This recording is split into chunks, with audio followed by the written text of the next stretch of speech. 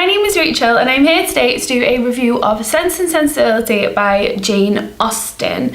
So this is obviously a very famous book. This is the next book in my Jane Austen reading for the year, and I really enjoyed Sense and Sensibility as a book, and since then have already reread Pride and Prejudice, and just, oh my god, I read it in like 3 days or something. It was ridiculous. So I will also be back talking about Pride and Prejudice very, very soon because feelings. So Sense and Sensibility was published in 1811. This is the next one in my reading. I know that Northanger Abbey wasn't published till 1818, but it was supposedly written before Sense and Sensibility, so that is why I have read Northanger Abbey first and then gone on to Sense and Sensibility. So this is the first proper novel that she had published in her time. So when the book opens, a man has just died and he had a family with a wife and a son, and the wife died, so he married again, had a second family, and he had 3 daughters with his new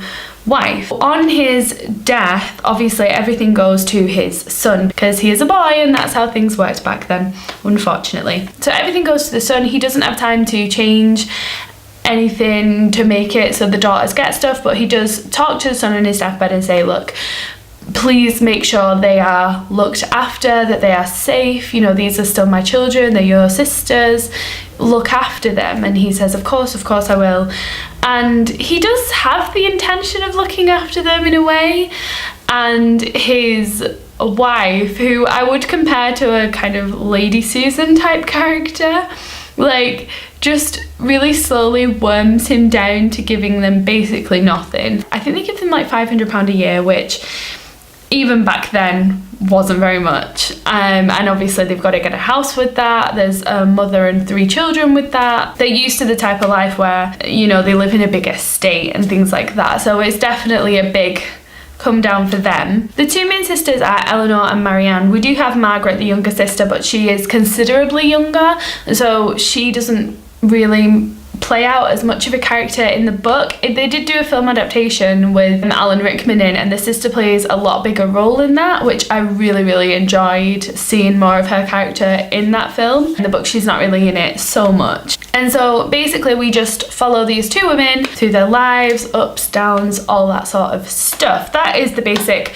premise of Sense and Sensibility. So I'm not really going to go into exactly what happens. I more want to talk about things that I enjoyed and like my thoughts on Sense and Sensibility. So I want to start by saying I think that I prefer this one to Northanger Abbey, which surprised me because with Northanger Abbey I don't have as many problems with it. There are things that I think are weak in Northanger Abbey. I think the plot is very simple and there's like just one main plot going on. They could be more complex, that sort of thing, but like I enjoy Northanger Abbey a lot and I love the writing style and I love the satire in it and I just think it's so funny. But I think I prefer Sense and Sensibility because even though I do have some issues with it, I think it has a lot more plot and character going for it, which is what I read for. So I do think I prefer it to Northanger Abbey, and I think I am probably with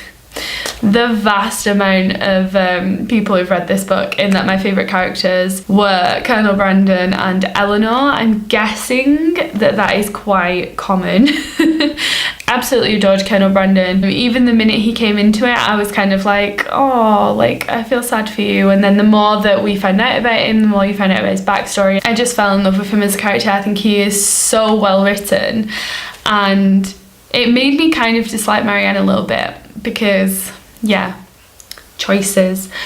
Anyway, so he's definitely one of my favourite characters, and Eleanor is. I really enjoy Eleanor and the way that she sort of hides her emotions and tries to do the best that she can and tries to like look after her family and all of that sort of stuff. I thought she was really good as a character. Marianne, I found that I understood where she was coming from, but that also she really annoyed me. Like I could see behind her as a character, see why she was like that, understand that that is like her character and all of that stuff, but I was still just like, can someone just slap her and make her see sense? Everyone else is struggling with money and stuff and she's just obsessed with boys. and it's annoying me. So yeah, there was that. But however, I do really enjoy the conflict between Eleanor and Marianne. I enjoy, you know, the name of the book, Sense and Sensibility, all encompassed in Eleanor as a character, this, you know, pillar of self-control almost. She doesn't let any of her emotions out, and she is very strong-willed and, you know, will do the right thing. And then we have Marianne. She's very off with the wind. She's very passionate. She refuses to hide the way she feels, because why should she? She feels that way. All that sort of stuff. The way that they conflict, and the way that at the end they, you know, both talk to each other about how their characteristics and stuff are preferable. Like Marianne says, you know, I compare how I behaved to how you would have behaved, and I think that's a beautiful thing. And at the end, Eleanor realizes she needs to let her emotions out and all that. So I thought it was really nice how you had these massively conflicting people, but that they kind of came to see each other's point of view and side and all that sort of stuff. So that was really good. I enjoyed that. And then the last thing that I really liked was that there was a lot of time spent at the end with Eleanor after Willoughby is gone and before she, you know, is with Colonel Brandon. Like, there's this time spent to develop a relationship between them. Like I said, I watched the film. So I watched the film last night. I've never watched the film before. So this was a nice Jane Austen for me because I didn't know the story. I knew there was two sisters, but I didn't really know the story. So that was really, really good. And I think that definitely added to my reading of it, because I really don't enjoy knowing things about a plot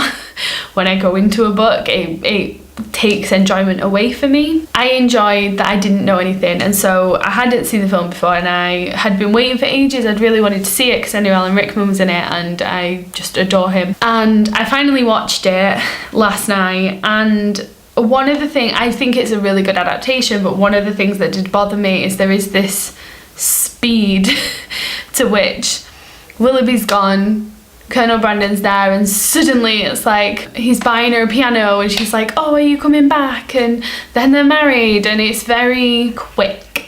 And I feel like because she was so in love with someone else, that time needed to be spent, or else you would think like, oh, she's just settling for him. And that's not, like, I don't want that for him. Like, I love that man. I don't want no one settling for him. He deserves someone being in love with him. So yeah, I enjoyed in the book that there was like time spent with it to do it. In terms of the film as well, another thing I didn't like about the film that I liked in the book is that Lucy Steele is not portrayed as vindictively in the film, in my opinion. In the book, she comes across as a really vindictive character. I think of her a bit like a Caroline Bingley character, where there is this sly undertone of two-faced horridness underneath everything that she's saying. And in the film, I don't think you quite get that, and that annoyed me because I wanted that. I think it's a really good thing with Jane Austen that you get characters like that, even in a society where it's so respectable and everyone behaves a certain way. You still have these characters that are really vindictive, and I really enjoy that, and I didn't like that they took that out with the film. And then I have a few things that bothered me about it. So one of the things that really bothered me was the character of Willoughby. I think there is a very easy comparison to make between Willoughby and Mr. Wickham from Pride and Prejudice. Because I've just read Sense and Sensibility and I've reread Pride and Prejudice in the last few days, they're both very fresh in my mind as characters, and I think that what I dislike with Willoughby is that I didn't like him, but I felt like Jane Austen wasn't giving me the right to dislike him. So like with Wickham, I feel like he's a villain and he's painted as a villain. And with Willoughby, I don't know if it was like this, but in my mind it's kind of that maybe because it's one of her first books, she didn't want to paint a full villainous character yet. I don't know, that she wanted to try and show two sides. Yeah, I'm unsure, but for me Willoughby just doesn't work. I think he should have been painted as more villainous, and the fact that he was there was this pity taken on him, I didn't enjoy that at all. I just found it kind of a cop-out, which I feel like is a horrible thing to say about an Austen book, but like, if someone's a villain, make them a villain. If it's one of those grey characters, make them a grey character. But I feel like his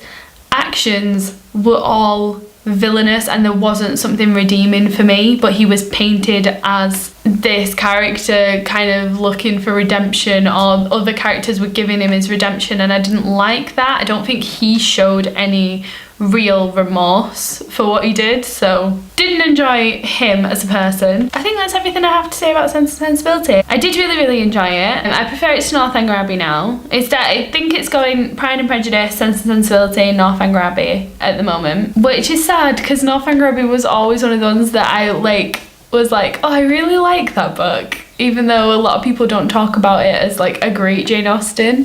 So I'm kind of sad that it's becoming lower on the list. But yeah, I don't know what else will. I think I talked about this when I first made my video about reading Jane Austen's, but I have this feeling that Mansfield Park isn't going to be one of my favourites. I don't know why, because I've heard it's quite a quiet novel, but then I've also heard that Persuasion is a quiet novel, but I always think I will really enjoy Persuasion. Emma, I always think will be like one of my favourites, always.